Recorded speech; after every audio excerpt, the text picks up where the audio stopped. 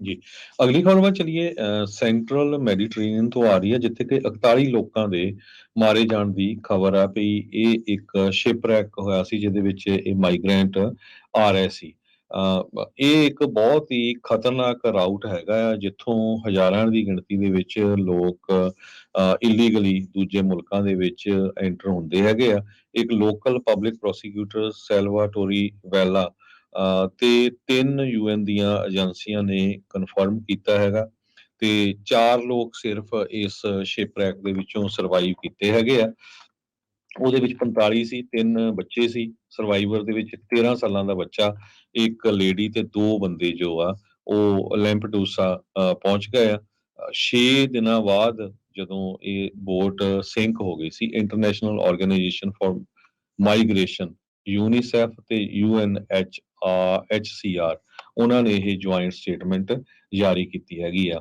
Italian red cross ਤੇ ਸੀ watch charity rescue, ਉਹਨਾਂ ਨੇ ਕਿਹਾ ਵੀ ਸਿਰਫ ਅਸੀਂ 4 ਜਾਣੇ ਸਰਵਾਈਵ ਕਰਨ ਦੇ ਵਿੱਚ ਕਾਮਯਾਬ ਹੋਏ ਆ, ਬਾਕੀ ਸਾਰਿਆਂ ਦੀ ਜਿਹੜੀ ਮੌਤ ਹੋ ਗਈ ਹੈਗੀ ਆ। ਸੈਂਟਰਲ ਮੈਡੀਟਰੇਨੀਅਨ ਦੁਨੀਆ ਦਾ ਸਭ ਤੋਂ ਖਤਰਨਾਕ ਮਾਈਗ੍ਰੇਸ਼ਨ ਰਾਊਟ ਆ। ਕਹਿੰਦੇ ਵੀ 22,000 ਲੋਕ ਮਰ ਚੁੱਕੇ ਆ ਇਸ ਰਾਊਟ ਦੇ ਥਰੂ 2014 ਤੋਂ ਲੈ ਕੇ ਹੁਣ ਤੱਕ, ਅਕੋਰਡਿੰਗ ਟੂ IOM। ਸੋ ਇਹ ਬਹੁਤ ਵੱਡਾ ਨੰਬਰ ਆ ਵੀ ਦੇਖੋ, 9 ਸਾਲਾਂ 'ਚ 22,000 ਲੋਕ ਮਰ ਚੁੱਕੇ ਆ ਆਪਣੇ ਆਪਣੇ ਮੁਲਕ ਤੋਂ ਭੱਜਣ ਲਈ ਦੂਜੇ ਕਿਸੇ ਚੰਗੇ ਮੁਲਕ 'ਚ ਆਪਣੀ ਜਿਹੜਾ ਆ ਵਧੀਆ ਜੌਬ, ਵਧੀਆ ਲਾਈਫ ਜੀਣ ਦੇ ਲਈ। UN ਦੀਆਂ ਏਜੰਸੀਜ਼ ਨੇ ਇਹ ਕਿਹਾ ਜੋ ਮਾਈਗ੍ਰੈਂਟਸ ਹੈਗੇ ਆ ਉਹ ਤਨੀਸ਼ੀਆ ਤੋਂ ਚੱਲੇ ਸੀ। ਜੀ।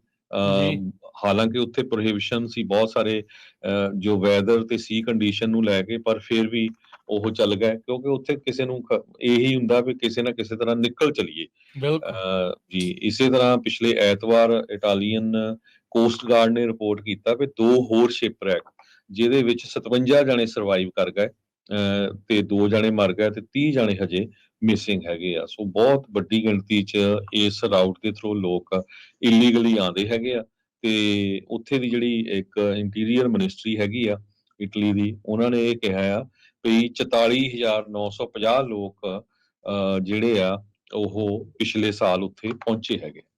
ਜੀ ਬਿਲਕੁਲ, ਇਹ ਹਰਜੋਤ ਸਿੰਘ ਜੀ ਬਹੁਤ ਜਿਹੜਾ ਪਾਣੀ ਦੇ ਵਿੱਚੋਂ ਆਪਾਂ ਦੇਖਦੇ ਹਾਂ ਹੁੰਦਾ ਆ ਨਾ, ਉਹ ਬਹੁਤ ਵੱਡੀ ਇੱਕ ਮੁਸ਼ਕਿਲ ਦੇਖੀ ਜਾਂਦੀ ਆ।